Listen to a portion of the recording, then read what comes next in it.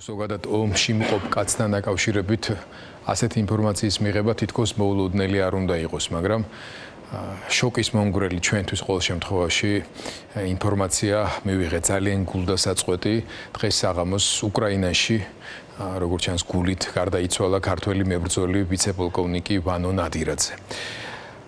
გარდა იმისა, რომ სხვა ქართველ მებრძოლებთან, ქართველ გმირებთან ერთად ვანო უკვე წლებია აქტიურად უწყვეტად მონაწილეობდა რუსი დამპყრობლების წინააღმდეგ ომში, არა მარტო უკრაინაში თავისთავად ცხადია პირველ რიგში თავის სამშობლოში და უკრაინაშიც საქართველოს თავისუფლებისთვის იბრძოდა.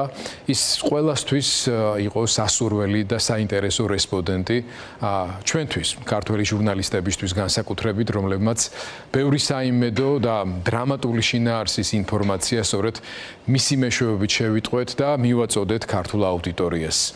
ის შემართება, დაუცხრომელი ენთუზიაზმი, რიხი, გაუტეხელი საბრძოლო სული და კომპეტენცია, რომელიც ყოველთვის განსაკუთრებულ ინტერესს აჩენდა ქართული ტელევიზიების მეშვეობით მისი სათქმელის გაზიარებისთვის. გვინდა მიუსამძიმროთ ყველა მის ახლობელს, ოჯახის წევრს, ყველა მის თანამებრძოლს დიდება და მადლობა გმირებს დიდება. ღმერთმა განუსვენოს მას სულის ასუფეველში. ძალიან სამწუხარო ამბავია.